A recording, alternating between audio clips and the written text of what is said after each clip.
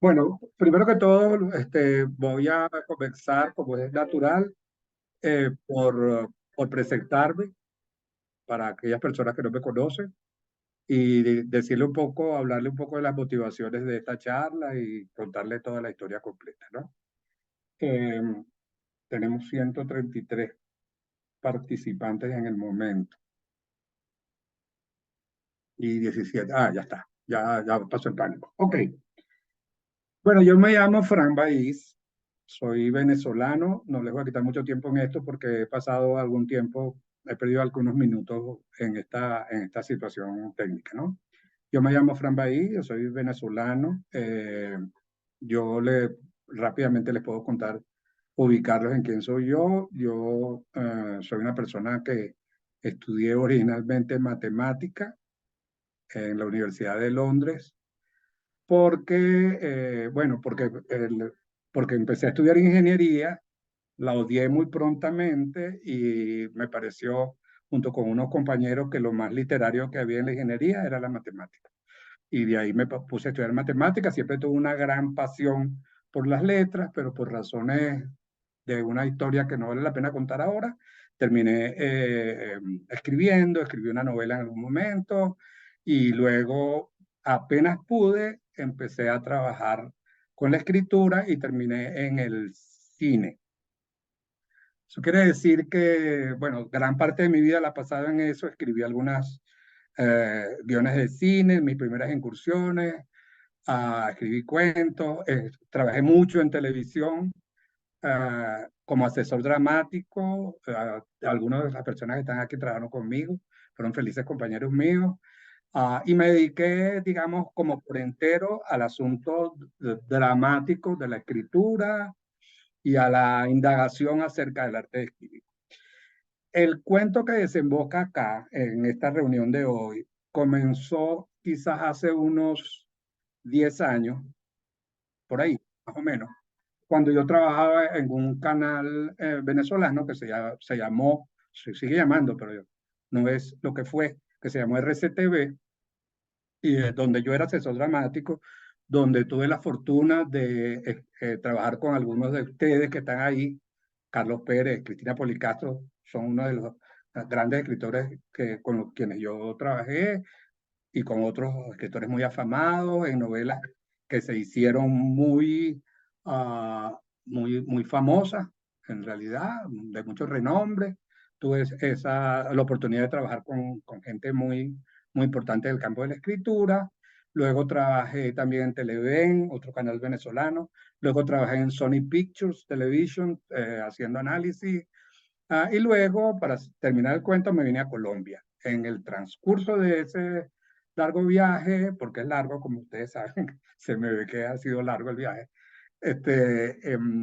Bueno, escribí varios libros relacionados con la escritura. Empezó a apasionarme todo este asunto de los mecanismos dramáticos y de este tipo de cosas. Entonces escribí algunos cuantos libros.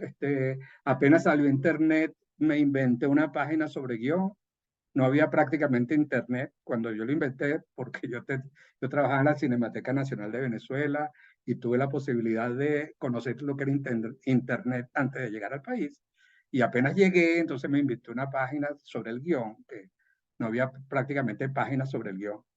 Sobre el guión no había páginas en español, en realidad. Y entonces yo me metí en una página sobre el guión que tuvo muchísimos años ahí, donde monté mis libros, y los libros se transformaron en una suerte de material global para uso común y se diluyeron en el mar de Internet. Eh, bueno, entonces esa es más o menos la historia. Eh, la historia de eso eh, llega hasta acá porque hay un hecho que creo que me marcó mucho, que es que hace unos 10 años, y eso es lo que quiero empezar a compartir con ustedes, hace unos 10 años, quizás, cuando estaba feneciendo este canal de televisión, uh, yo tuve como una sensación que me empezó a mover hacia otro camino. Y es que yo le dije a una amiga que trabajaba conmigo lo siguiente, le hice una confesión, le dije, mira, yo tengo mucho tiempo trabajando en cine, en televisión, y yo creo que por fin estoy empezando a entender ciertas cosas. Entonces, en ese momento, yo trabajaba, empezaba a trabajar en el departamento de dramático y manejaba un software muy sofisticado. Después, eso lo conectaré con otras cosas y noticias que les voy a dar. Un software que se llama Dramática Pro, y eso lo manejaba con algunos escritores, pues. Digamos, por ejemplo, lo que después hoy en día es Jane the Virgin, Juana la Virgen, pasó por ese software, porque yo era el analista, el asesor de apoyo de la escritora que hacía Juana la Virgen y lo pasamos por ese software, en fin. Entonces esta amiga me dijo, entonces yo le dije a mi amiga, yo quisiera escribir un libro porque yo creo que estoy empezando a entender algunos asuntos del drama. Y mi amiga me dijo, bueno, pero ¿por qué no haces un software como ese que estás manejando? Le dije, ok, yo voy a hacer el software. Y empezó una investigación muy ardua, muy ardua, de, bueno, cómo yo podía sistematizar mis intuiciones con respecto a lo dramático, cómo yo podía sistematizar eso. Porque, bueno, yo había estudiado matemáticas, eso me sirvió un poco para manejar estructuras. Ya les hablaré bastante de estructuras, suficiente, lo que puedan en este corto tiempo. Y bueno, yo creo que mi conocimiento de la estructura me permitiría trabajar lo dramático desde el orden de cosas como yo me las estoy imaginando. Bueno, el cuento es que yo pasé muchos años investigando para hacer ese software y en paralelo trabajando con muchos otros escritores más y con muchos estudiantes. Hoy en día yo he trabajado, tengo la fortuna también, y lo agradezco muchísimo, de trabajar con gente, con personas, con ustedes de toda Latinoamérica. Afortunadamente, para mí ha sido realmente muy emocionante poder trabajar con gente de todos los países y hermanarme con tanta gente. O sea, desde que comencé a hacer eso en Cuba, en algún momento, que me invitaron una como asesorías internacionales. A partir de ahí empecé a trabajar en México, en Cuba, aquí en Colombia, donde ahora resido, ¿verdad? Y sigo trabajando para Santo Domingo, para Chile, para muchos países. Entonces, eso significa que, bueno, que tengo la fortuna de estar, digamos, ligado a todos ustedes y de sentirme latinoamericano más que nunca. Yo soy venezolano, pero también siento muy latinoamericano. Y me encanta poder hablar con todos ustedes de esta manera, digamos, como horizontal, de este inmenso continente donde estamos todos. Estoy excluyendo en este momento a la gente de España, pero digamos que el horario que escogí primero fue este porque era el más conveniente para este primer encuentro. Bien, ahora, ¿por qué estamos aquí? Bueno, esa pregunta es para ustedes y quisiera que empezáramos a dialogar un poco a través del chat, ¿verdad? Yo quisiera saber por qué ustedes están aquí, porque han venido a esta convocatoria de una manera tan espontánea que me encanta. Pero yo les planteé simplemente una pregunta provocadora, pero no falsa, a mi modo de ver, no del todo falsa. A pesar de que contar historias siempre es mentir, como ustedes saben, porque de eso se trata el negocio, ¿no? El negocio que hacemos, como ya vamos a estar viendo, toda, en todas nuestras áreas, ¿no? Las historias no están reservadas al cine o a las series de televisión. Yo quisiera que de eso conversáramos. Por cierto, antes de leerlos sus mensajes, yo una de las cosas que estaba imaginando que iba a decir, les iba a decir a ustedes de entrada, la promesa que le podía hacer con relación al tema es que yo creo que vamos a hacer un recorrido preguntándonos acerca de, un recorrido como el del viaje del héroe, ¿no? Por cierto, para preguntarnos cosas sobre el hecho de construir historias y vamos a llegar a un punto que, al mismo punto donde estamos nosotros parados, todos, y no nos damos cuenta. Entonces, digamos, nuestro recorrido nos va a llevar a un sitio muy cercano del cual no nos percatamos. Eso es lo que yo creo. De eso yo quisiera que ese es el objetivo en realidad, que logremos identificar que hay cosas que buscamos muy lejanamente, pero las tenemos en nuestras narices y no nos damos cuenta. Y que las buscamos, por ejemplo, en el viaje del héroe. Bueno, aquí Andrés, ok, me está diciendo, la muerte del viajero representa nuevas formas narrativas o al menos nuevas formas de adornar la escritura clásica aristotélica, dice Nicolás. Ok, es una opinión. Ajá, ¿y qué más? ¿Por qué están aquí? ¿Qué es lo que están? ¿Quieren matar al héroe, al viaje del héroe? ¿O es que quieren defender el viaje del héroe y por eso están acá para librar contra mí una batalla? Eso me gustaría saber.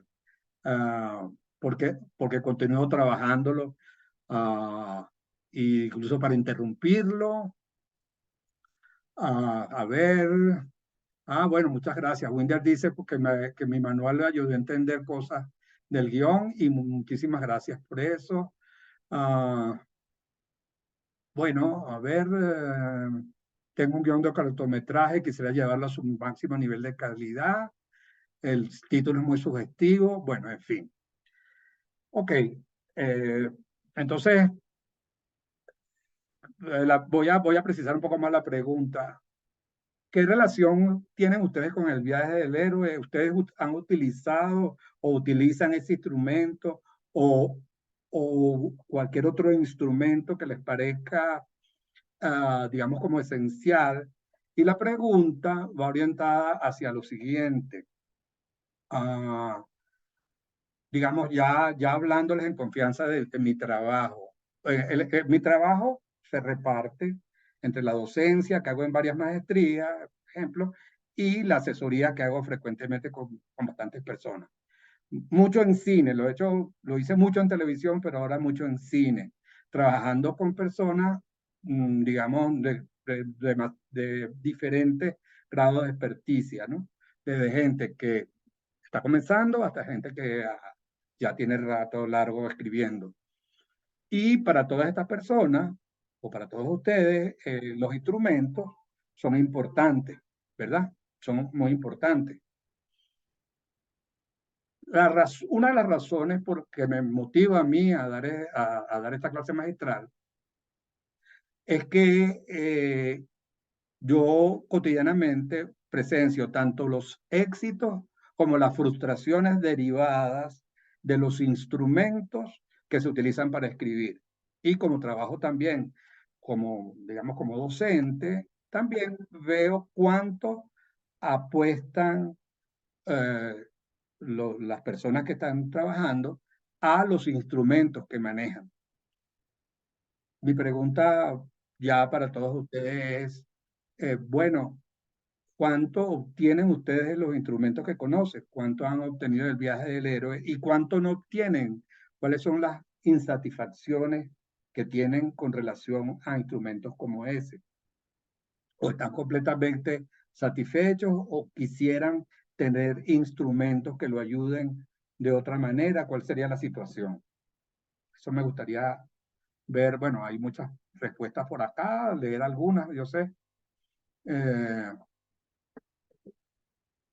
Ajá, aquí Ana María, por ejemplo, dice que hizo su tesis en la Escuela de Cine y que le interesa ver cómo el cambio de paradigmas sociales impacta modelos como el del viaje del héroe.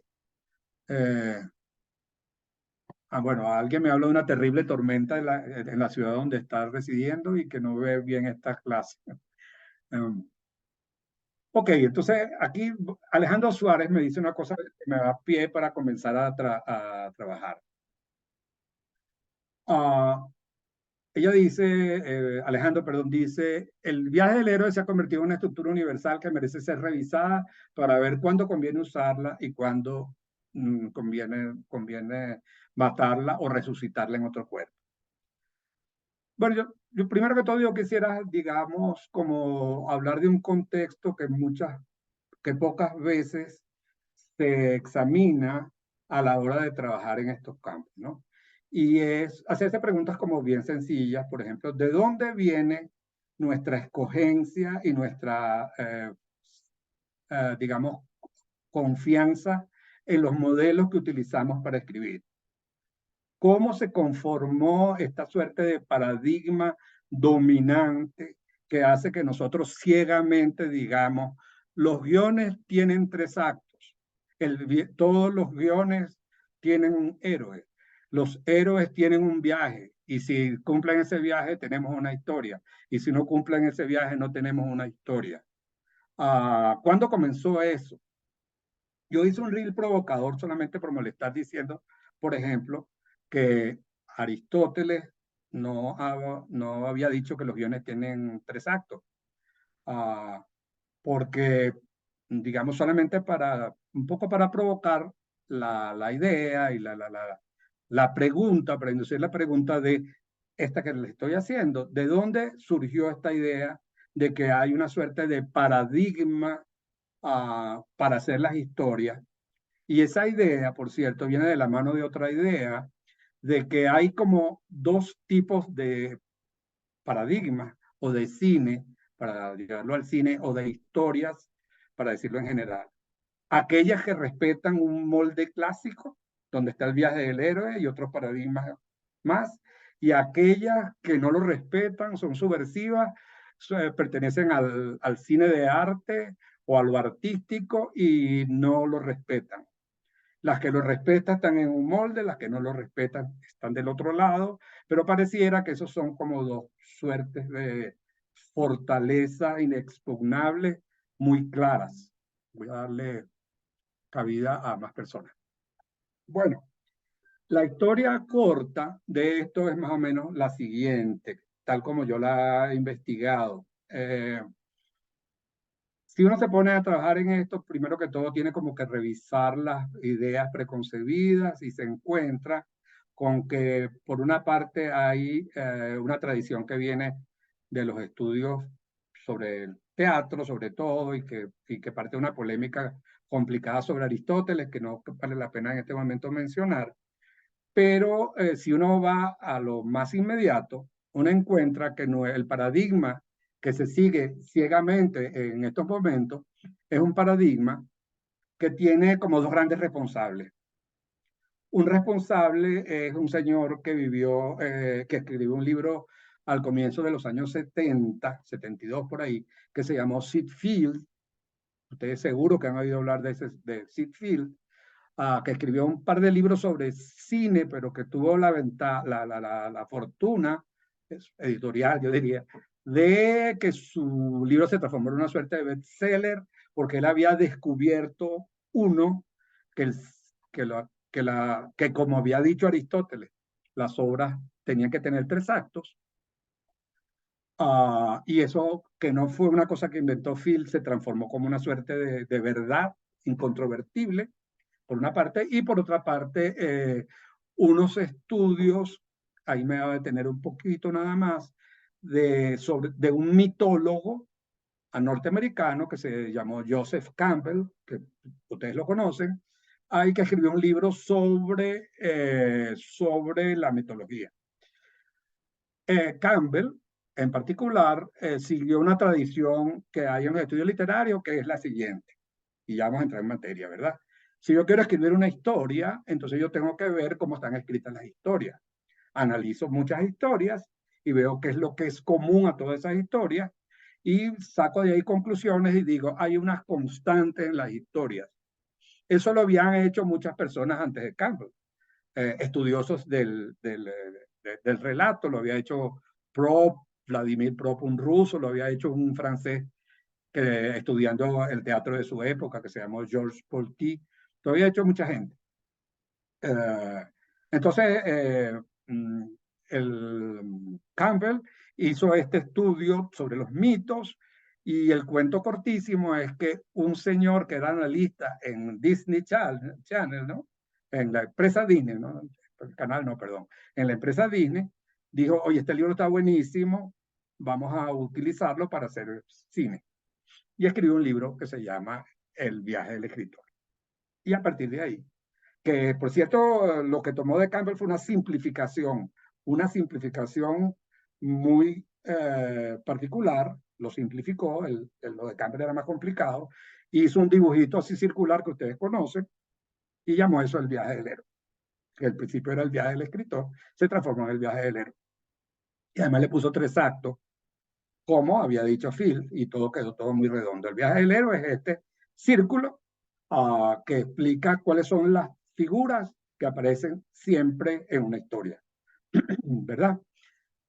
Bueno, eso transformó, digamos, constituyó o instituyó, mejor dicho, una suerte de paradigma de cómo se debe escribir una historia, y tuvo un sinfín de seguidores y sigue teniendo un sinfín de seguidores. Yo no se los voy a mostrar para no perder tiempo, pero si uno se busca un listado de personas que siguen el modelo, va a encontrar un número grandísimo de variantes, pero todas del modelo.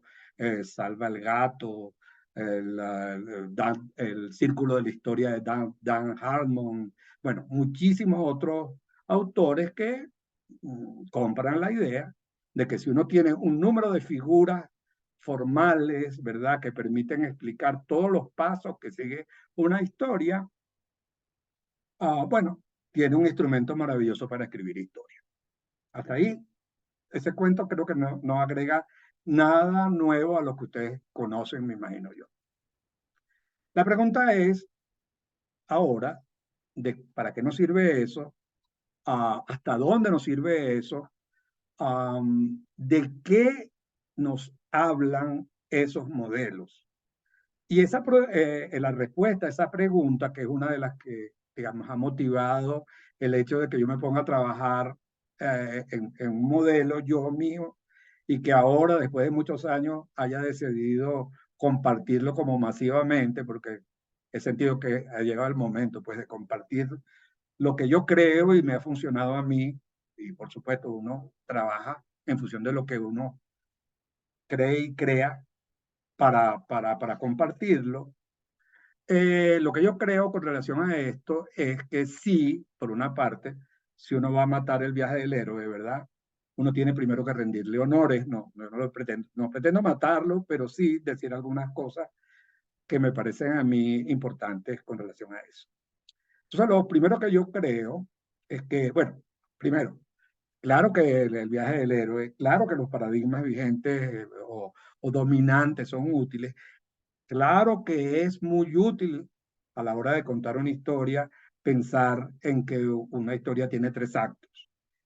No hay cosa más cómoda para un asesor dramático, como en lo que uno trabaja, que decirle a la persona con que está escribiendo: acomoda el acto 2. Mira, tu problema es en el acto 2, arregla el acto 2. Tienes un problema grandísimo en el acto 2, tu problema está en el acto 1 o está en el detonante. Esas herramientas de comunicación son realmente muy útiles. Permiten un diálogo entre el lector y el analista, y yo me imagino que muchos de ustedes las han puesto en práctica y las utilizan, ¿verdad? Hasta ahí yo creo que hay una cantidad de cosas, digamos, cosas como esas, de lenguaje y asuntos como de organización, son importantes para el escritor, y uno los encuentra en estos paradigmas. ¿Qué es lo que qué es lo que uno no encuentra? ¿Qué es lo que uno no encuentra? Entonces aquí empiezo yo a compartir mis experiencias personales.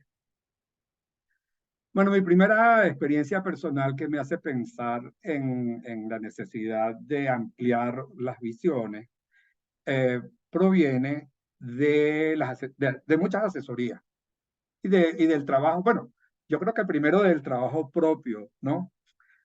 O sea, yo creo que digamos, no estoy exagerando si digo que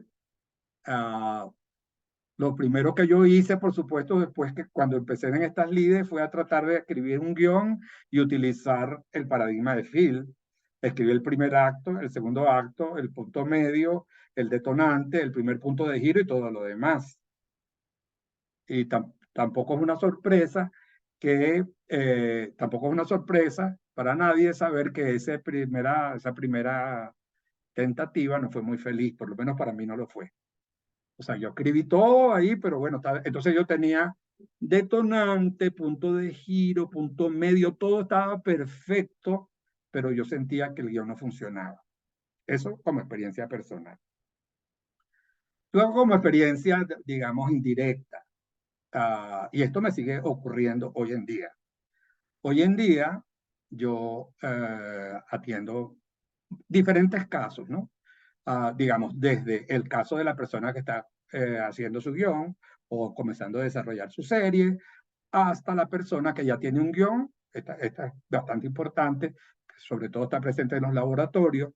En los laboratorios la gente ya tiene un guión. A los laboratorios van guionistas.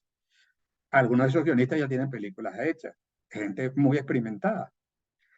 Y eventualmente, no siempre, pero con una frecuencia importante, sucede que el guionista le dice a uno lo siguiente, le dice, mira, yo tengo acá este guión, uh, y bueno, y está todo, mira, está el detonante, aquí está la presentación del personaje, está el primer acto, está el primer punto de giro, está el punto medio, está el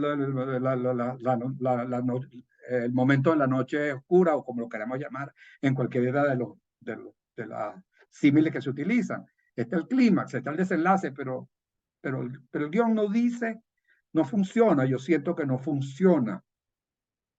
O sucede que y esto es una pregunta para todos ustedes, no sé si esto les ha pasado, me gustaría que me la comentaran. ¿Les ha pasado alguna vez, por ejemplo, que ustedes puedan contar su historia, ¿no? Completa, o inclusive que ustedes tengan un guión y que ese guión, digamos, cuente perfectamente todo lo que sucede que ustedes quieren contar, todo lo que sucede en la historia? Todo está ahí. Sin embargo, ustedes llegan y comparten ese guión con una persona o con un analista, y el analista no entiende, o la persona que lo lee, el lector, no entiende de qué quieren ustedes hablar en el fondo, o qué es realmente lo que le sucede al personaje. Entienden todos los acontecimientos, ¿verdad? Todos los acontecimientos que están ahí, la otra persona los entiende perfectamente.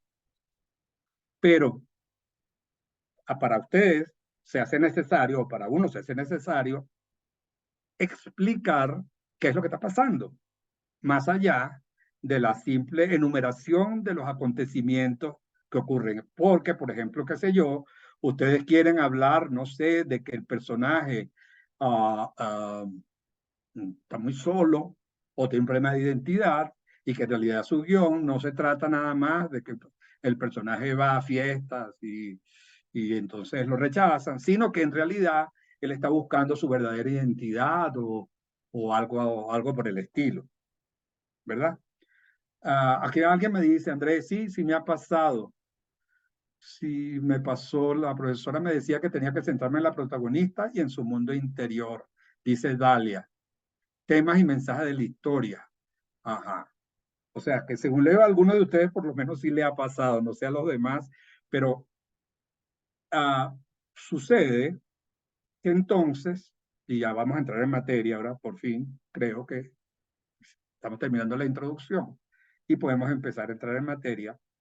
Sucede entonces que uno tiene que detenerse y empezar a pensar en lo que está haciendo, y en particular cuál es la materia con la cual uno está trabajando. Y esa materia es las historias en primer lugar.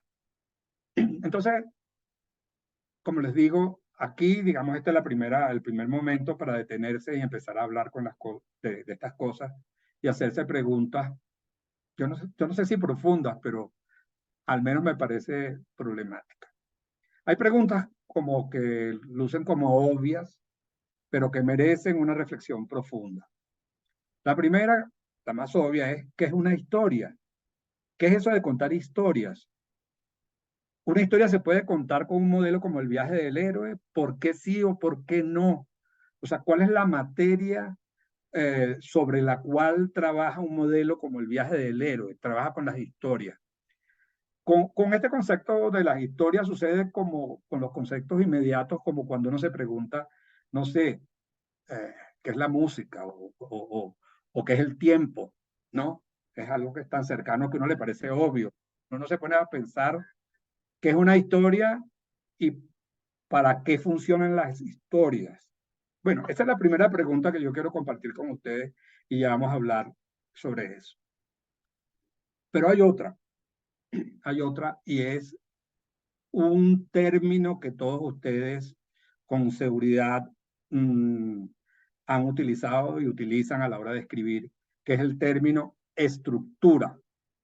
Porque sucede, y eso lo dijo Sid Field, y eso lo dicen todas las personas que escribimos, decimos, no, es que el problema del guión es de estructura, yo tengo que encontrar la estructura del guión, yo tengo un problema de estructura, yo no sé cuál es la estructura, yo sí sé cuál es la estructura, etcétera.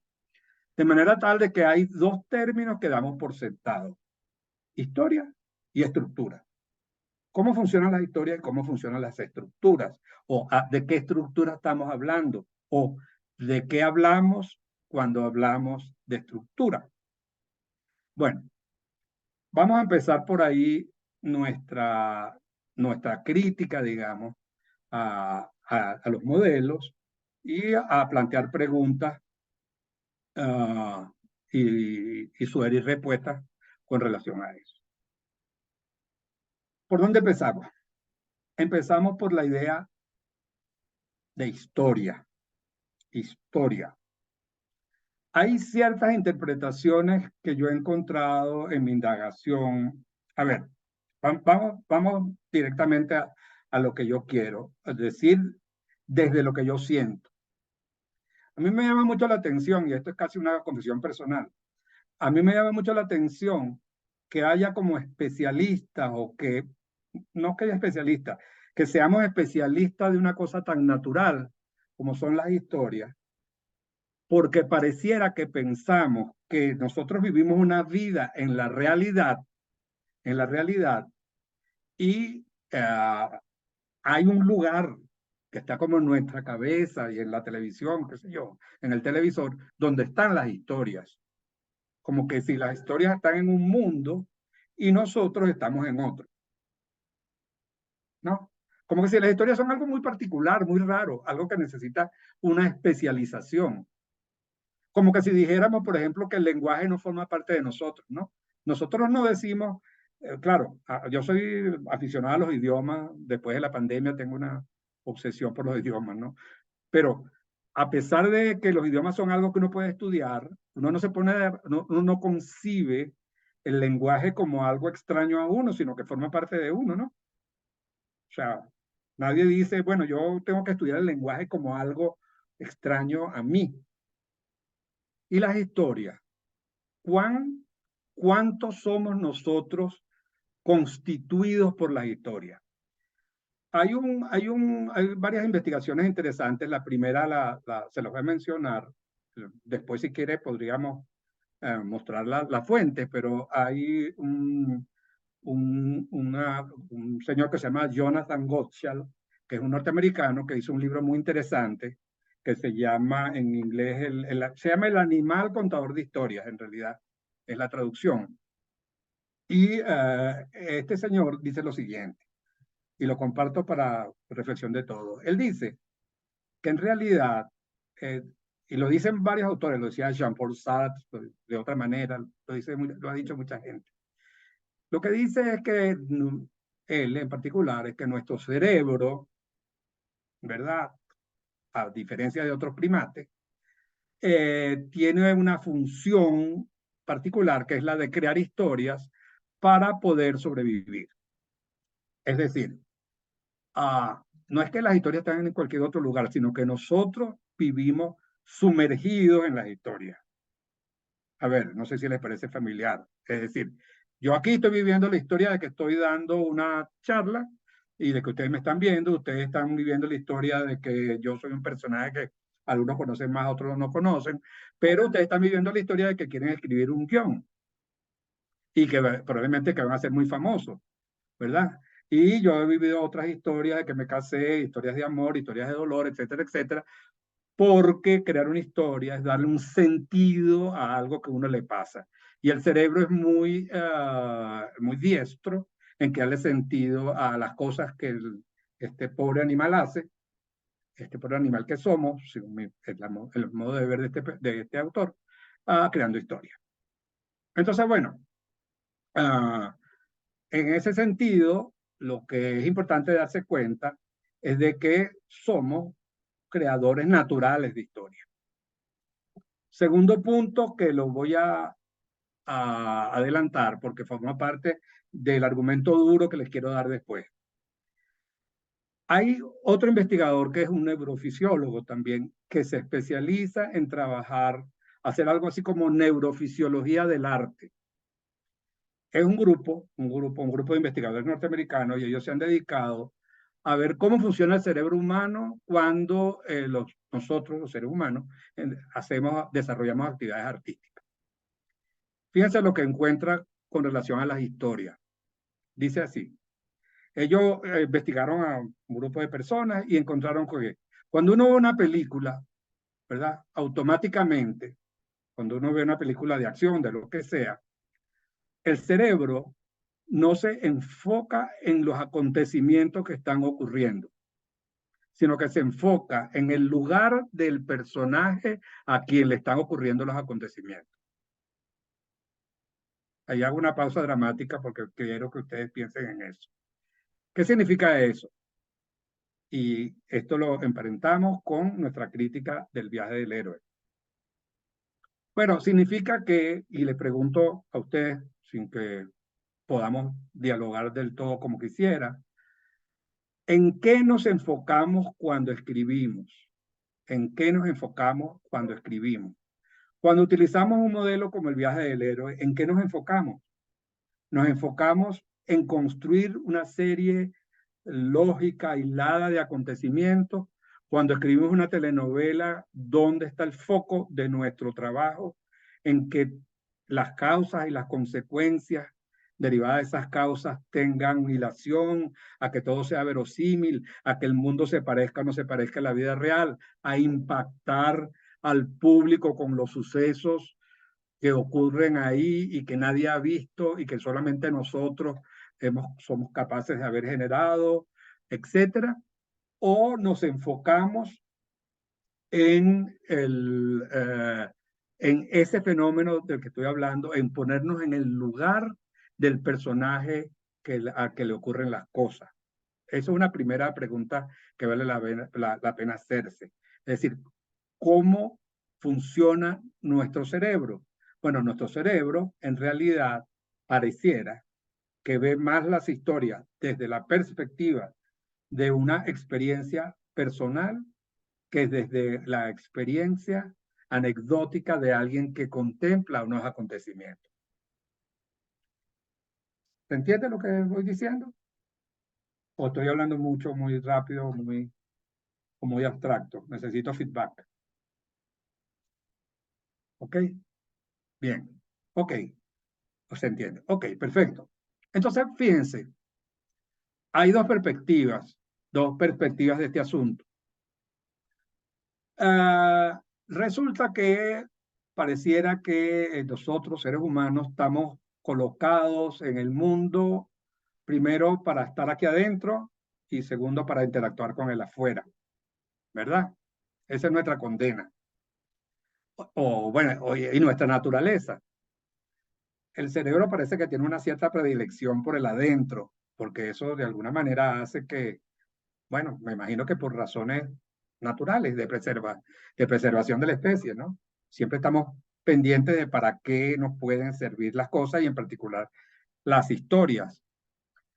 Cuando alguien cuenta digamos, echa el cuento este de que las historias surgieron probablemente cuando el hombre prehistórico digamos, se reunía alrededor de una fogata y había alguien que contaba cómo había cazado un búfalo y todo el mundo veía cómo había cazado al búfalo y aprendía a cazar búfalo de esa manera. Bueno, yo creo que está dando en el clavo con relación a la utilidad pragmática de la historia. Pero también uno podría decir, bueno, claro, pero esto le permitía también a las personas que no cazaban búfalos tener la experiencia subjetiva de cazar búfalos desde la comodidad de la hoguera, desde la fogata, sin necesidad de arriesgar su pellejo, digamos, cazando búfalos. O sea que no sé si ustedes admiten que las historias son como una suerte de lugar cómodo para la experiencia humana. Para la experiencia humana interior. Independientemente, Dalia dice, mi historia está basada en los hechos reales. Esto es una larga discusión, ¿no? Porque es que, ¿qué son los hechos reales? Los hechos reales son cosas que pasan allá afuera, pero inmediatamente nosotros los transformamos en historia, ¿cierto? ¿Mm? Desde la óptica que estamos diciendo, eh, la, la distancia, digamos, que hay entre digamos, decir esto es una historia imaginaria o esto que está creando mi cerebro es una historia. Por ejemplo, ustedes se enamoraron de la persona que no es adecuada y a veces dicen, ay no, pero yo me creé una historia. ¿Y eso era real o era una historia, no? De manera que ese lindero justamente de las historias forma parte de nuestra problematización como seres humanos. ¿Sí me explico? ¿No? Hay algo que no sea una historia. Hay algo que no sea una historia. Eso sería el asunto. Bueno, entonces, para de nuevo seguir en el grano del asunto.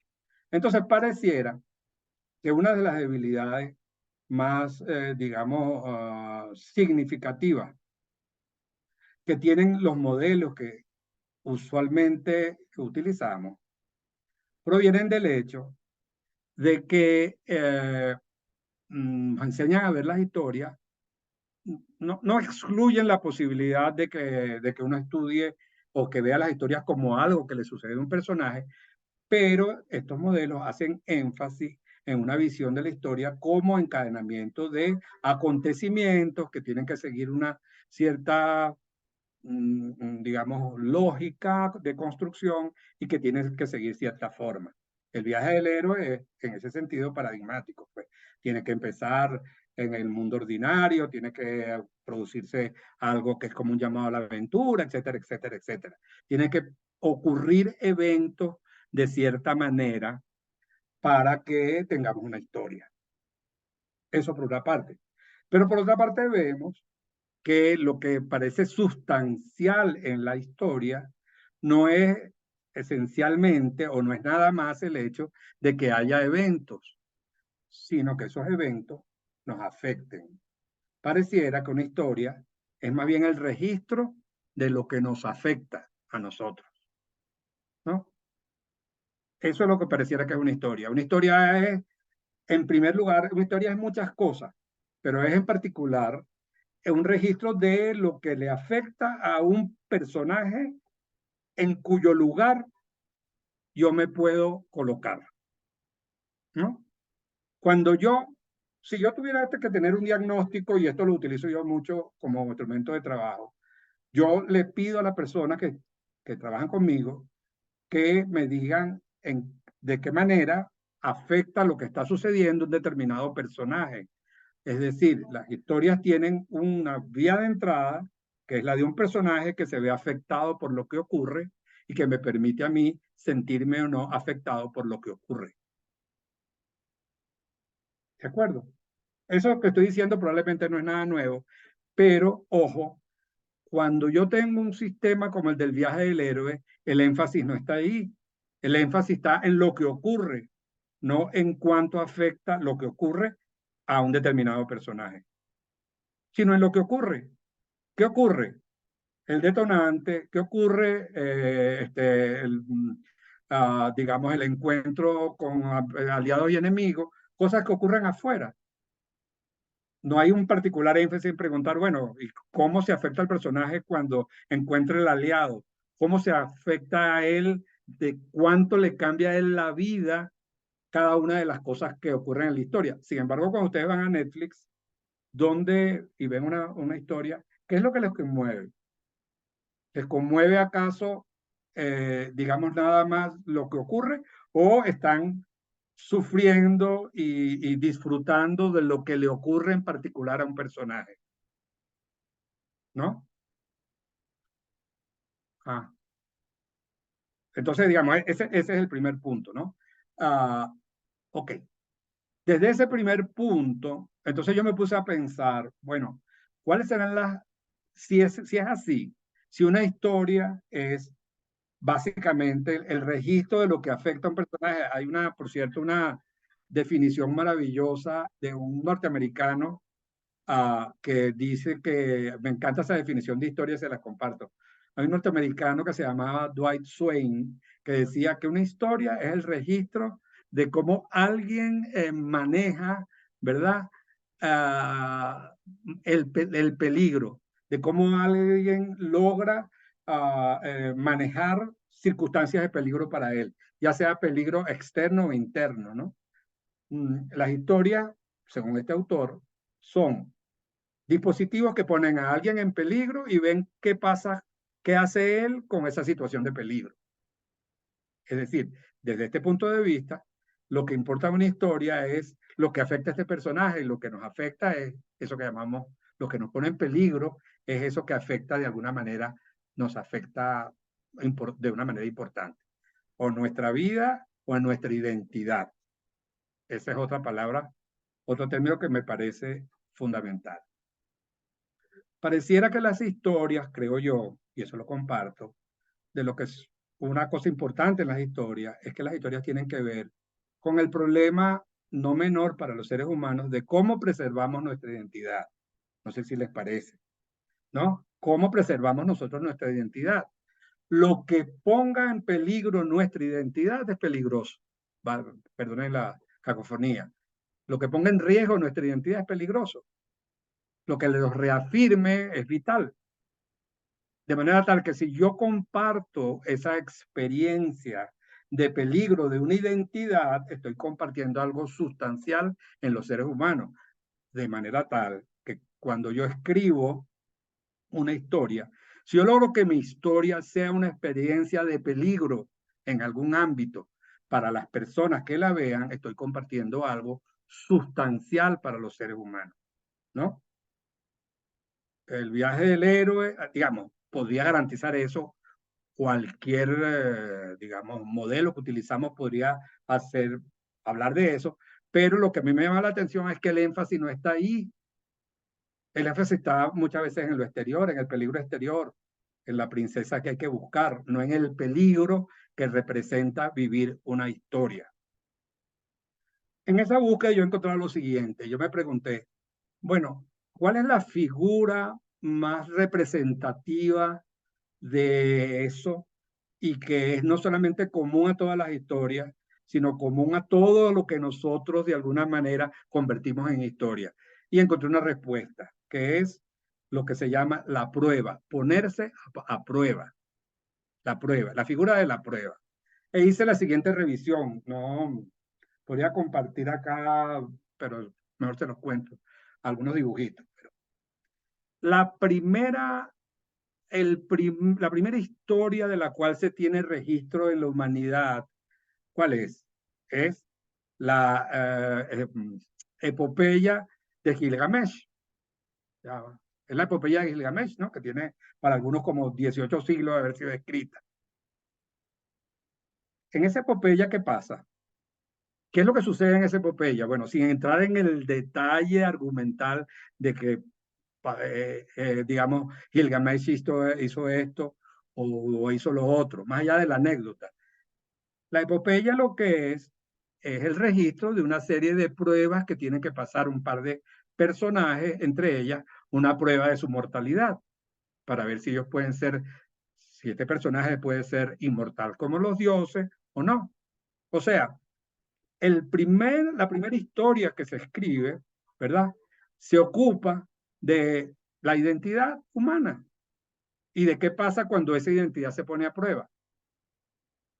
En esa revisión, uno encuentra y puede, la verdad que yo encuentro y puedo introducir todas las historias urbanas, todos los discursos que no son importantes, las religiones, el discurso religioso, no sé, El evangelio no se trata de un personaje que se pone a prueba, ¿verdad?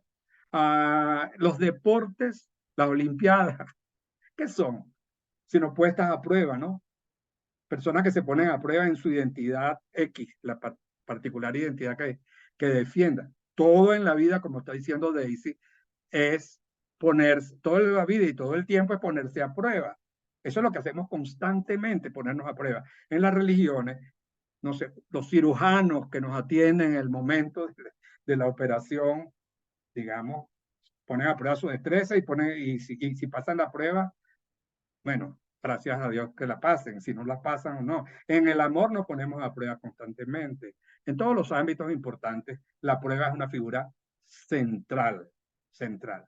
Entonces la prueba, deduzco yo, la prueba es la figura central para mí de las historias. Hago aquí un alto, perdón, un paréntesis. Cuando digo de las historias, me refiero a lo siguiente. Es que yo me salté no fue por error, sino simplemente salté el otro término que me parecía sustancial en esta discusión, que es el de estructura. Voy a hacer un comentario sobre él brevemente. Y esto también es una crítica, no solamente al viaje del héroe, sino al trabajo de Phil y a todos estos modelos, y es una crítica mucho más fuerte que yo quisiera hacer, porque así como lo veo. Cuando uno habla de una historia, ¿verdad? Uno habla de, cuando uno, digamos, en español historia tiene un solo término, saben, en inglés hay history y story, que son dos cosas distintas, y vale la pena decir eso porque la historia está más cerca de lo que realmente pasa, mientras que las stories son lo que uno inventa, ¿verdad? De manera que en ese idioma hay un sesgo para diferenciar cosas. Pero resulta que cuando uno se refiere a la historia habla de muchas cosas a la vez. Es decir, uno pone en un mismo tapete a la historia que uno construye y la manera como uno cuenta la historia.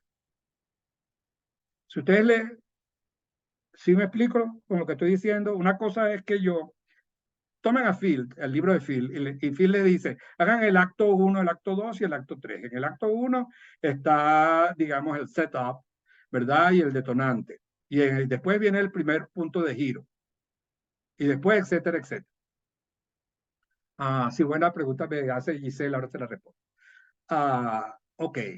Y entonces no queda tan claro de si es que yo tengo que siempre empezar por el comienzo de la historia o si puedo comenzar por el final y hacer un flashback. Pareciera que si yo sigo el paradigma debería ser todo cronológico, pero yo sé que tengo el permiso de no ser cronológico porque en la vida real cuando cuento las historias, ¿verdad? El qué y el cómo, ¿verdad?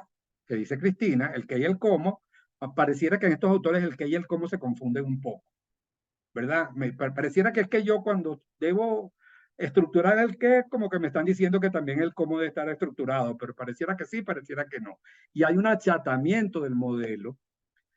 Y el modelo entonces termina como diciéndole a uno que debe hacer las cosas de una manera cronológica, pero por otro lado le autoriza que no lo sea. Hay un enredo ahí. Uno no entiende muy bien a qué se refiere el primer acto, si es el primer acto de lo que sucede o el primer acto de que yo cuento, porque yo podría tener un primer acto en donde cuento el tercer acto de lo que sucede. ¿Sí me explico? El tercer acto del qué, ¿no? Sí, entiendo.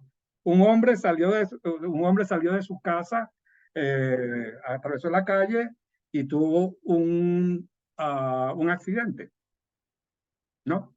Entonces yo comienzo esta historia contando desde el accidente hacia atrás y la empiezo en el primer acto. Entonces, ¿cuál era el primer acto? Cuando salía de su casa o lo primero que yo conté. Ok, irreversible es un ejemplo. Esto quiere decir que la mayoría de estos modelos, y yo podría decir, digamos, de cuño norteamericano, no se ocupan mucho de la diferencia entre el qué y el cómo, sino que de alguna manera, digamos que solapan esas dos estructuras, esas dos estructuras. La estructura de la historia y la estructura de cómo yo cuento la historia, que algunos autores llaman el relato, cómo lo relato. Esa es una crítica que yo tengo fuerte porque yo pienso que esa distinción para ustedes, guionistas, escritores, es esencial, porque cuando ustedes están aquí entre nos, cuando ustedes están construyendo sus historias y sus series para televisión y todo, ustedes primero construyen el cuento, la historia, ¿no? Y después ven cómo es que la van a contar.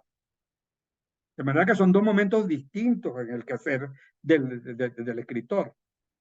A, a veces me sucede que algunos de las personas que trabajan conmigo se están imaginando de una vez la película, no sé si les ha pasado, se están imaginando la película y me dicen, no, la película empieza por aquí y después pasa esto y esto, y empieza con un flashback, y después hay una grúa. Y yo les pregunto, ok, pero tú tienes clara la historia que vas a contar. No, tienen clara la película, pero no tienen clara la historia. Entonces, ¿de qué se trata la película si no tengo clara la historia? Entonces, tengo que tener clara la historia y tengo que tener clara la película y tengo que tener un modelo para contar la historia adecuado y un modelo adecuado para contar, para referir la película. Porque además, y eso yo se los ofrezco en un taller, en otro ámbito, porque no hay tiempo para hablar de eso, porque además tienen estrategias distintas. ¿Verdad? Tiene estrategias distintas. Por ejemplo, yo en el momento de contar, entonces yo decido qué cuento, qué dejo, qué oculto, qué no oculto, pero en el momento de hacer la historia, no estoy en ese momento, estoy creando la dinámica de lo que sucede, no cómo la voy a contar. Entonces, si yo discierno entre esos dos momentos, a veces es importante saber, qué sé yo, el amigo Memo Arriaga, yo me imagino que primero hace sus historias lineales, bien organizaditas, y después de eso dice, ah, bueno, yo la voy a contar de otra forma. Si no las organiza así, no sabes cómo las va a contar. Lo mismo pasa con Irreversible, ¿no? Que fue armada de una manera y si no, no tienen que revertir, ¿no? O hacer reversible, porque no hay un sentido que uno pueda subvertir. Bueno, ese largo paréntesis para hablar de estructura es necesario porque para decir que en adelante sigo hablando de la historia, porque a la hora de contar uno hace otras muchas más cosas. Uno puede tener un acontecimiento muy sencillo, ¿verdad? Y luego contarlo de una manera muy atractiva y siento que la historia sea mínima y la cosa más complicada. Pero yo estoy hablando nada más de la historia, de cómo se construye una historia, entendiendo por historia eso que uno cuenta. Y lo primero, ajá, dice Lita, no se puede cambiar o intentar otra estructura si no se tiene clara la historia.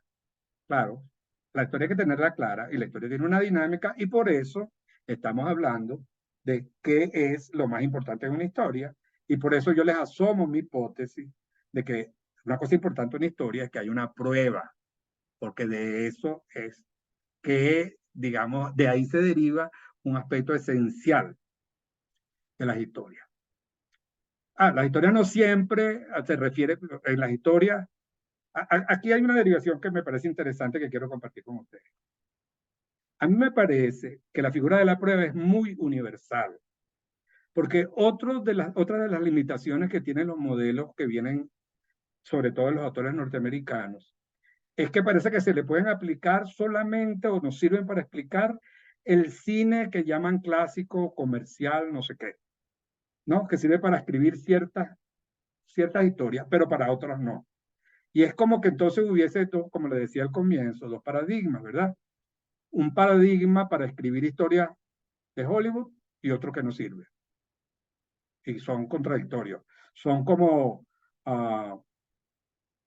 ¿por qué la diferencia al camino a Leana? Hola.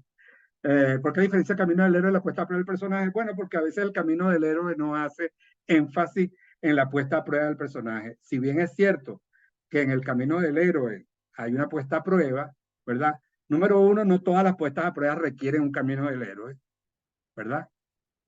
Por una parte, ¿no? Y por otra parte, porque a veces la puesta a prueba, cuando se aplica el modelo del camino del héroe o del viaje del héroe, el énfasis está en la prueba externa, no siempre está en la prueba interna. Por otra parte, digamos, bueno, Digo, no se necesita hacer un camino del héroe para ponerse a prueba. Ejemplos. Cine de autor. ¿Ustedes dirían que en las películas, no sé, de Bergman, en una película como Perdidos en Tokio, de Sofía Coppola o Coppola, ahí está el viaje del héroe?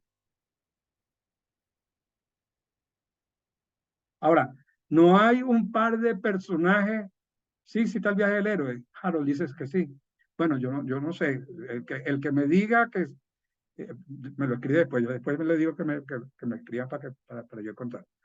Pero bueno, ok. A unos creen que sí, otros creen que no. Perfecto. Ok. Ok. Pero lo que sí sé es que hay una prueba, ¿no? Hay una puesta a prueba de dos personajes que se ponen a prueba en una circunstancia que además pierden la prueba porque quisieran estar juntos y no lo logran. Y en Julieta de los Espíritus y en las películas, en ciertas películas qué sé yo, en 8 y medio, no sé, hay una cantidad digamos, hay una cantidad de obras de las cuales uno puede decir que hay personajes que piden una atención sobre su identidad, ¿verdad? Porque hay una prueba puesta en ellos. Y en Hiroshima Mon Amour, el viaje del héroe, se solicita un modelo del viaje del héroe para Hiroshima Mon Amour. Y si lo tienes, por favor, pásemelo por aquí. Ajá. Yoyana, hola Yoyana, dice que no, cree que no. Bueno, en todo caso, lo que a mí sí me parece que es más fácil darse cuenta de que es más difícil en el drama renunciar a la prueba que renunciar al viaje del héroe que renunciar a la prueba, a la figura de la prueba. Pura y simple. Así no aparezcan todos los mm, o antitrama. Bueno, 8 y medio como un sueño. Bueno, no, claro, no nos vamos a ir por ahí, porque si no, no vamos a terminar esta conversación. Si en todo caso, de todas maneras, en 8 y medio un señor que tiene que probarse a ver si hace o no hace una película, ¿no? Y eso es como sustancial en la película, ¿no? Más allá de todos los, ¿será o no, será capaz o no de hacer su película? Bueno, eso es una prueba, ¿no? Para cualquiera. Etcétera, ¿no? De manera tal de que lo que trato de decir es que no necesariamente, ¿verdad? Uno tiene que tener un esquema basado en formas fijas, externas, ¿verdad?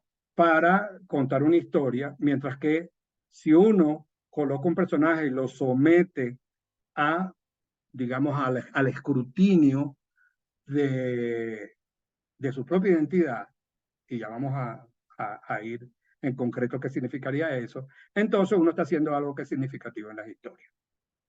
No sé si ok, sí, claro. Ahora, Pachi, hola Pachi, oye, hay cantidad de gente amiga hay por aquí, impresionante. ¿Cómo se llama? Una reencuentro de amigos que están en todas partes del mundo. Pachi y Andrés. Sí, entonces, bueno, vamos a eso, ¿no? Vamos a eso.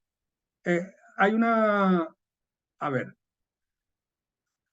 la prueba es, digamos, como una especie de figura general o de sí, figura general de la que uno puede hablar, pero las pruebas prueban algo, ¿no?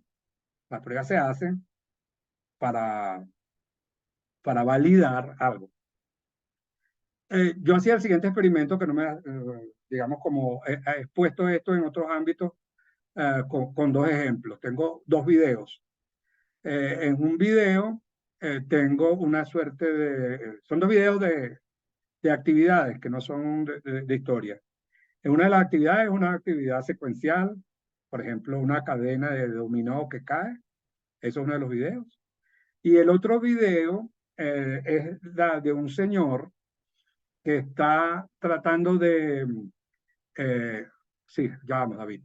Eh, y el otro video se refiere a un señor que está tratando de ver si un diamante, se hace la siguiente pregunta, un diamante es tan duro que no puede ser pulverizado por ninguna presión.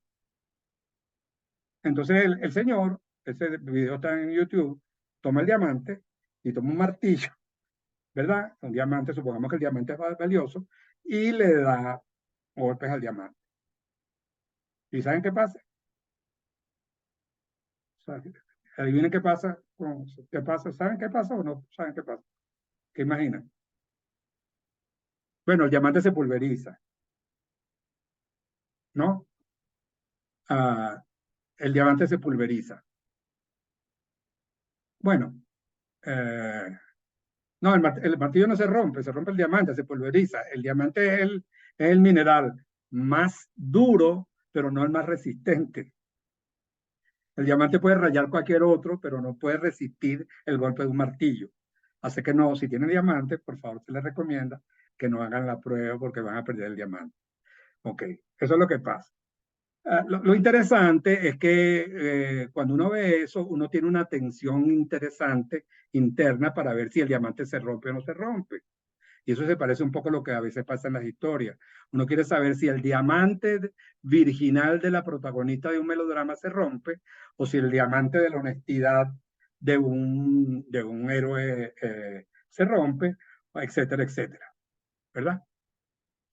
Entonces, ¿cómo funciona esto? Que me preguntaba Pachi, ¿cómo funciona esto en particular? Bueno, en realidad, cuando uno escribe una historia, hay dos focos importantes que uno tiene que atender y hay dos preguntas que son sumamente importantes y que creo que, yo no sé si ustedes siempre se las hacen, pero que son sumamente importantes.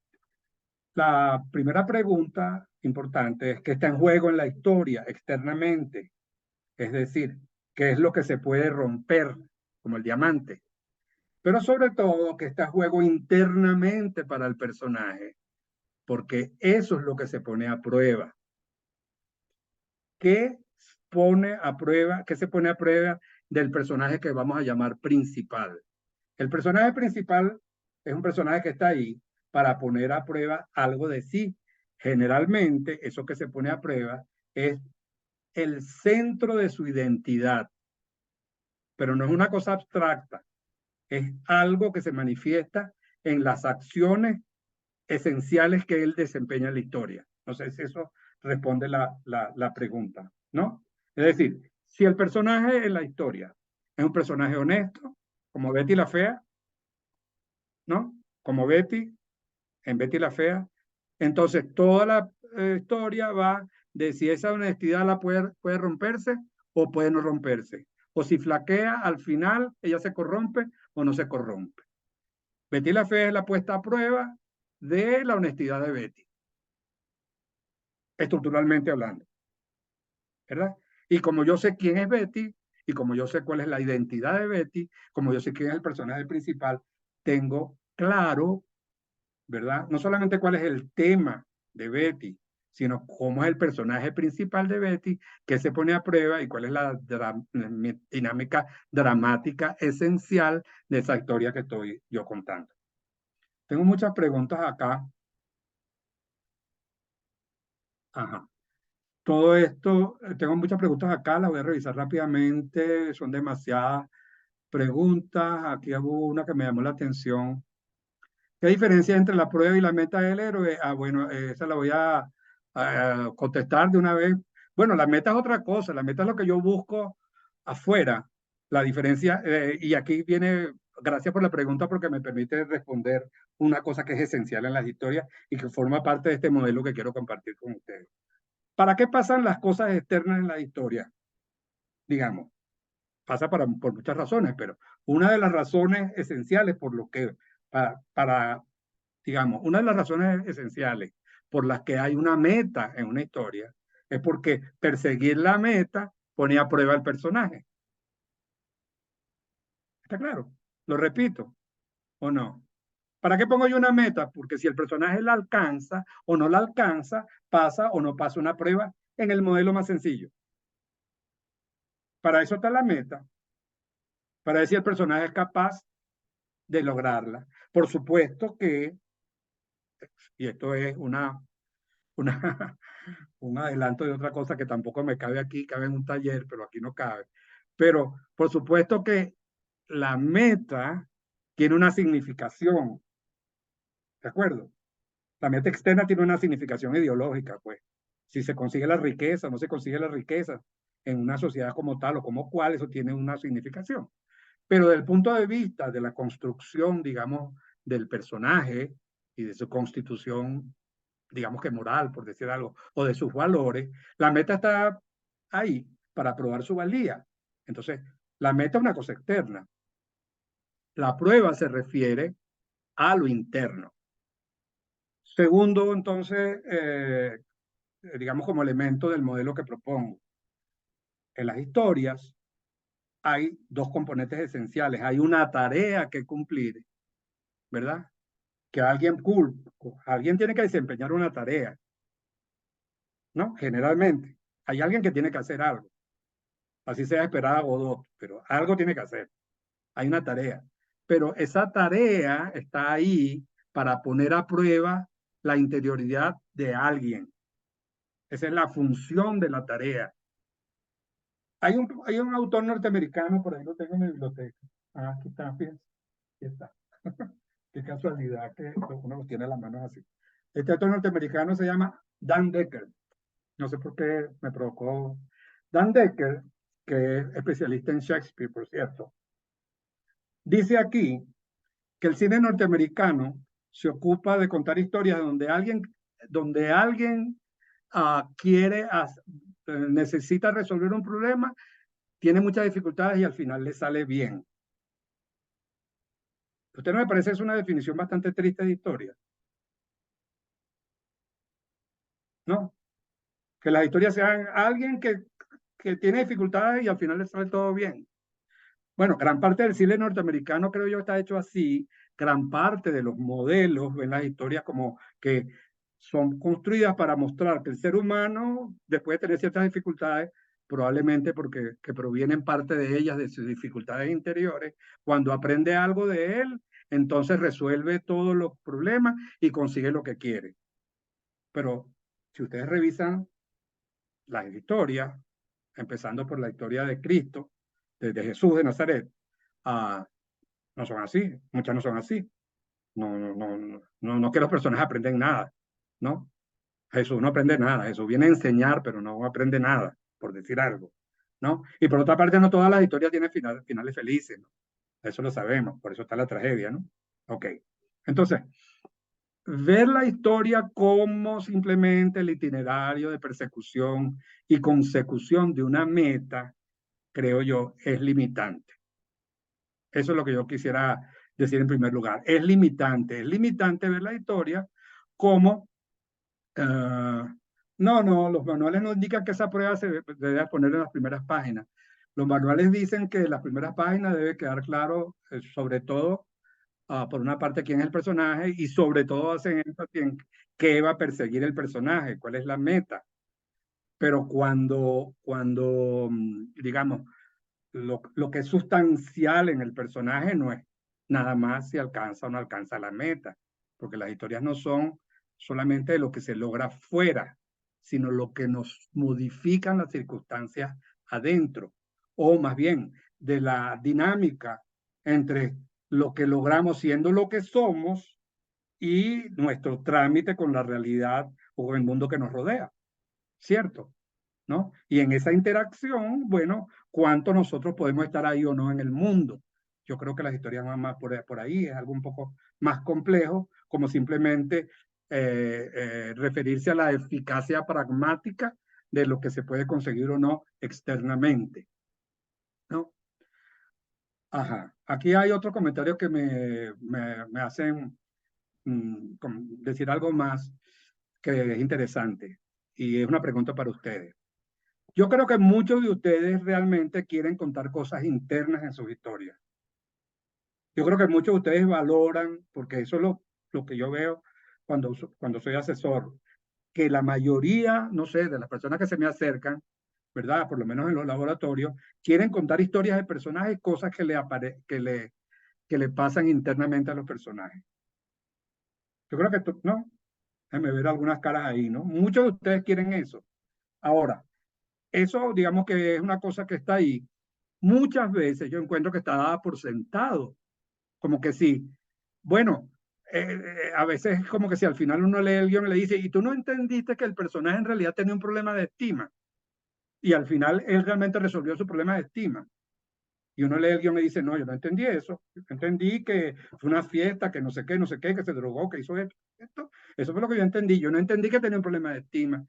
¿Cuándo tú dijiste que tenía un problema de estima? ¿Verdad? Y eso porque el énfasis está en lo exterior. Como que si los acontecimientos, esto es importantísimo, ¿eh? Como que si los acontecimientos sí hay que exhibirlos, los externos, pero lo psicológico debe inferirse. El espectador debe ser lo suficientemente inteligente y psicoanalítico como para inferir lo interno y leer entre líneas, ¿no? Ser como una especie de médico intérprete de la interioridad de los personajes para entender lo que dice. Así no funciona el drama. Así no funciona. Así no funciona nuestro métier, no funciona de esa manera. O sea, nosotros no podemos esperar tener, digamos, como público inteligente que nos entiende, porque sabe que cuando nuestro personaje está pensando o viendo la ventana, un cristal roto, es que tiene la identidad destruida, y público que no entendió eso, ¿no? Eso no funciona así, ¿estamos de acuerdo? ¿De qué manera funciona? Bueno, porque nosotros vemos las cosas que se ponen a prueba y lo psicológico, lo interno se pone a prueba porque se ve en las conductas. ¿Estamos de acuerdo? Se ve en las conductas. Cuando yo veo una conducta, yo digo, en la vida real, yo digo, Maritza, por decir un nombre, me perdono si alguna Maritza se me ocurrió, nombre de personaje, ¿no? Maritza es caprichosa o es terca. Un día de esto se va a llevar un buen chasco. No sé si el chasco es venezolanismo o no. Se va a llevar un buen chasco. Porque ella es muy terca. Entonces yo veo la conducta de Maritza, veo que ella por su terquedad se llevó el chasco y digo, ajá, lo que dije, Maritza era terca. ¿Ok? ¿Cómo? Yo, no fue que yo me metí en el pensamiento de Maritza. Yo lo que vi fue la conducta de Maritza. Bueno, igual en el cine. Yo veo la conducta de un personaje, veo a dónde lo conduce ese personaje, esa conducta, ¿verdad? Y veo que esa conducta tiene o no tiene tales consecuencias. Por ahí alguien me preguntaba que si necesariamente las consecuencias tienen que mostrarse. No, el asunto es complejo. Yo lo que estoy tratando de comunicar, lo que creo que está en el corazón del mecanismo. Después de esto puede funcionar de muchísimas maneras distintas, ¿no? No hay que tener una fórmula para esto.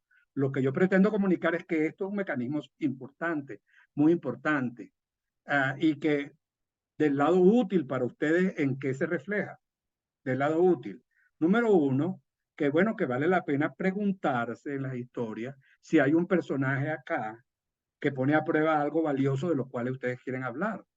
Número uno. Número dos, de cómo se manifiesta eso que ustedes ponen a prueba. Perdón. ¿Cómo se manifiesta? Si yo estoy hablando de un personaje que tiene un problema, uh, eh, si ustedes quieren mostrar que el problema tiene, perdón, el personaje tiene un problema con su identidad de género, por decir algo, o por su identidad de cualquier tipo, bueno, eso no es algo que está en la cabeza supuesta del personaje mientras mira hacia el horizonte. Es algo que se traduce en unas acciones concretas que van a ser puestas a prueba en la historia. ¿Verdad? Y entonces yo voy a diseñar la tarea que alguien desempeña y va a poner a prueba el problema externo que alguien resuelva, va a poner a prueba esa conducta particular que proviene del hecho de que este personaje quiera defender su identidad o quiera negar su identidad. Y fíjense los verbos que utilizo. Defender, negar, verbos que se traducen en acciones, no en pensamientos. Defender, negar. O sea, para sintetizar, hay un personaje que lo vamos a llamar personaje principal. Ese personaje tiene un rasgo que representa sus valores, digamos, sus valores. De eso que yo quiero hablar pero esos valores, él es honesto, él tiene, él es honesto, deshonesto, quiere defender su identidad, quiere negar su identidad, quiere lo que sea, ¿verdad? De lo que yo quiera hablar. Y eso se traduce en una conducta en la historia. Y esa conducta en la historia, ¿verdad? Entra en colisión con algo que está sucediendo en la historia, generalmente con una tarea que él quiere desempeñar o que otro quiere desempeñar, ya les hago esa diferencia, y entonces si pasa esa prueba o no pasa esa prueba, eso tiene un significado, y con eso termino diciendo el tema referido a ese personaje. ¿Qué se considera valor? ¿Qué se considera valor? Valor significa cualquier cosa que motorice la conducta nuestra. Eso es lo que es un valor. Yo creo en el poder y busco poder. Ok. Entonces, eso como personaje. El valor poder orienta mis acciones. ¿Qué es lo que yo voy a hacer en la historia? Buscar poder. Ok. Entonces, esta es la historia de un personaje que busca poder como de lugar, se lleva a quien sea por el medio, ¿verdad? Y al final vamos a ver si él puede renunciar a esa compulsión que tiene o no. Si renuncia, eso tiene un cierto sentido. Si no renuncia, tiene otro sentido, ¿verdad? Y de esa manera yo, de alguna manera, pongo a prueba esa conducta humana y con eso hablo de eso y eso forma parte importante de la historia, apartando el hecho de que anecdóticamente, además, eso funciona distinto en Gran Bretaña que en Santo Domingo o en Venezuela, que no sé, que en Polonia, ¿verdad? Porque hay también algo que depende del contexto y esa tarea se desarrolla en un contexto. Uh, estamos, no sé si estamos hablando, estoy viendo que aquí tengo una pantalla en la que yo veo y veo caras. Y por las caras que veo, me estoy dejando llevar, pero denme señales de que no estoy tampoco hablando en el desierto. Esto es una prueba para mí. ¿Te entiendes lo que es la prueba, verdad? Bueno, la prueba es esto que estoy haciendo yo. Yo estoy pasando la prueba para ver si ustedes no se van, por ejemplo. El contador de la prueba, aquí lo tengo. Las personas que admito y las personas que pueden haberse ido, en fin, ¿no? Eso forma parte de la prueba. Ok, entonces mi invitación es a entender ciertas cosas que tienen que ver con un modelo como este. Y hay una de ellas que le quiero comentar porque me parece útil, que además de eso digamos, es una categoría que que utilizan algunos autores y que ayuda a entender las cosas de otra manera. Por ejemplo, es muy útil entender que la prueba y la tarea no tienen que suceder en un único personaje. Es útil entender que el personaje que se pone a prueba no necesariamente es el que desempeña la tarea principal de la historia. ¿Se entiende eso o no? ¿Qué significa eso en la práctica? Significa en la práctica que, hola Marco, significa en la práctica que yo no tengo necesariamente que tener un héroe y que el héroe arriesgue sus valores para tener una historia. Eso es lo que significa. Significa que, por ejemplo, en algunas historias el que actúa realmente y que tiene una meta es el villano, pero el que se pone a prueba es el superhéroe, por ejemplo. Significa que una película como Casablanca, ¿verdad? La película paradigmática que todos conocemos, quien tiene una meta es una pareja que quiere salir de Casablanca, mientras que quien pone su corazón a prueba es un señor que siempre está fumando cigarrillos en un bar, que se llama Rick, y que quien tiene, digamos, la gran prueba interna es este personaje porque está involucrado en una tarea de otros. Cuando uno entiende eso, entonces uno es mucho más flexible a la hora de aplicar digamos, los criterios dramáticos, mucho más flexible y logra solucionar ciertos problemas que no se pueden solucionar de otra manera. Y esto es ya una recomendación para todos. A los personajes, no hay que obligar al personaje protagónico, digamos, a que sea un héroe. Las historias no necesariamente hablan de un personaje que tiene una meta y no la consigue y prueba lo interno. Esa es una configuración, ¿cierto? Es una configuración frecuente, ciertísimo, pero no es la única. Quienes vieron una película como, qué sé yo, una película como, por ejemplo, Estación Central, Central de Brasil, ¿verdad? Tiene una película donde un niño busca a su padre mientras una mujer lo acompaña nada más, pero lo más importante es que la mujer es una egoísta y que ella pase la prueba de si puede dejar, dejar de ser egoísta. Mientras que el niño, lo más importante para el niño es encontrar a su padre, o sea, el que tiene una meta es el niño, pero quien tiene una tarea es el niño, quien tiene una prueba, quien está sometida a la prueba es ella. Sin embargo, el hecho de que ella participe en la tarea de él la obliga a pasar una prueba.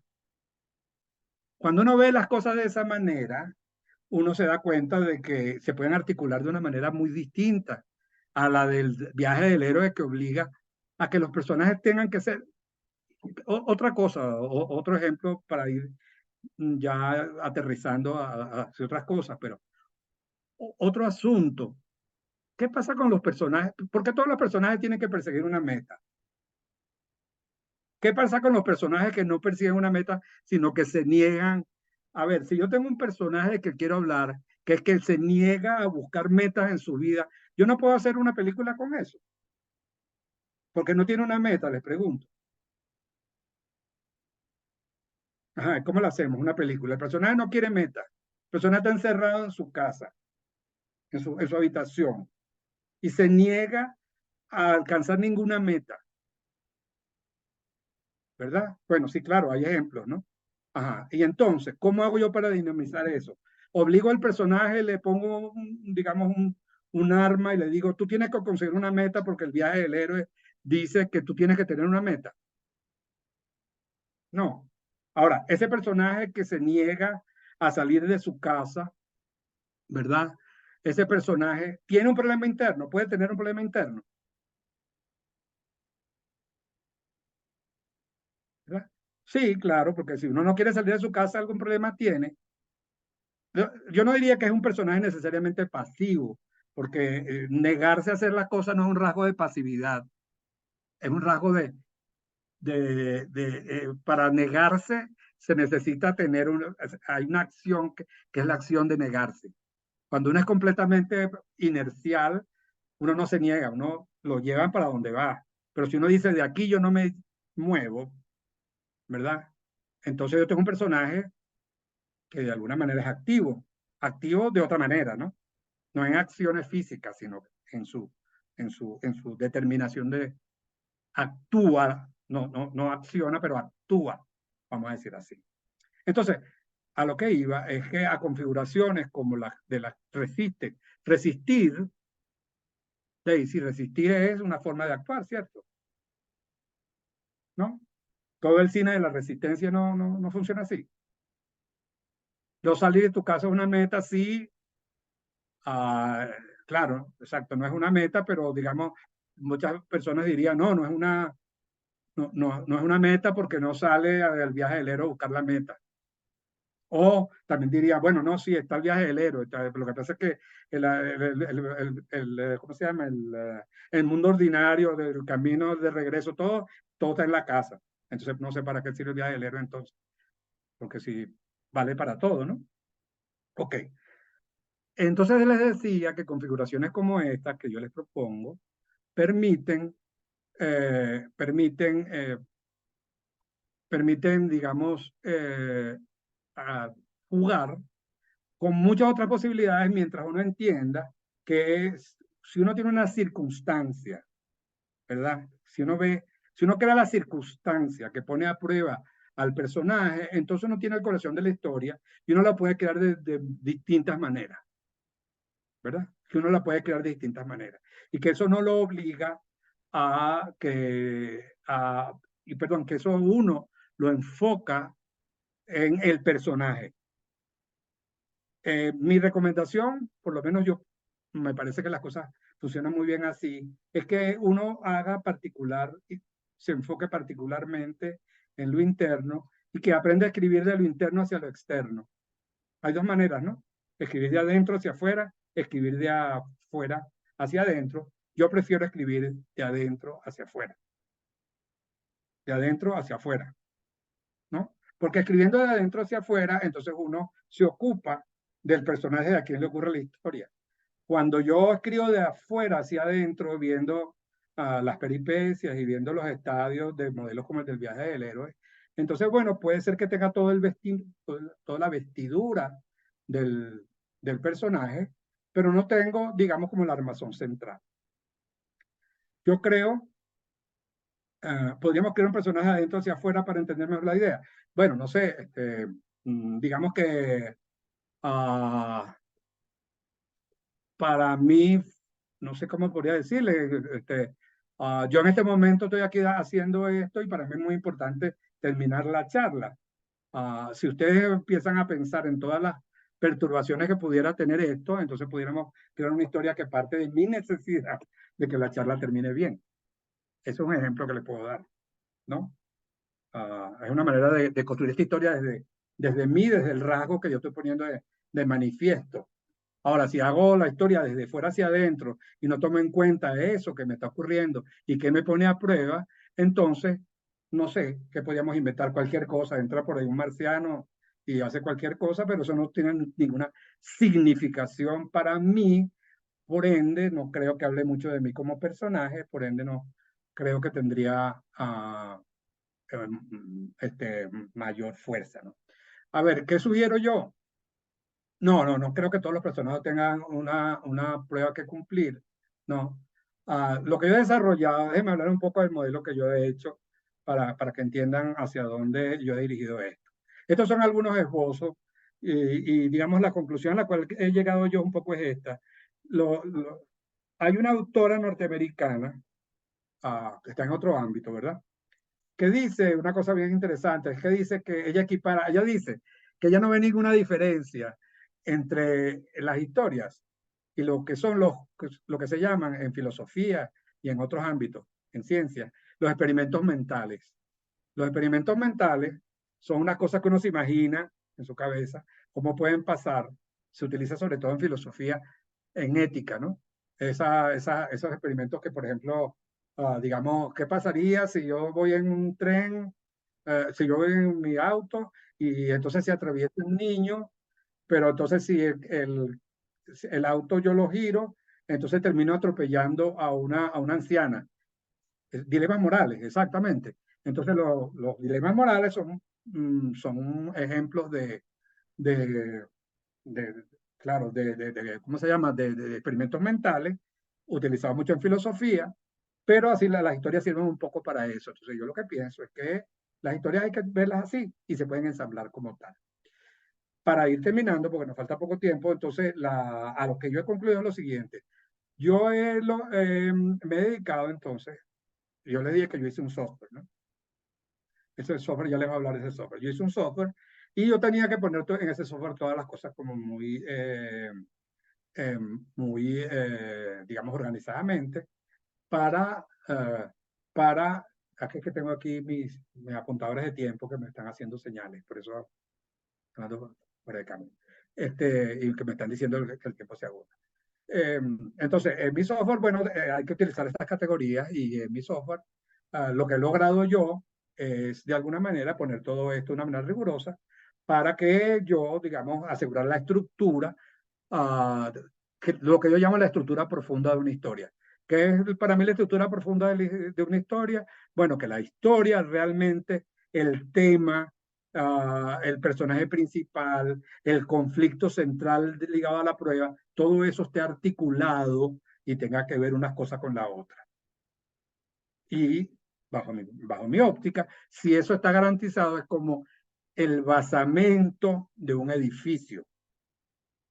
Y mi modo de ver es que si el edificio tiene buen basamento, entonces probablemente nos va mejor cuando pongamos los pisos.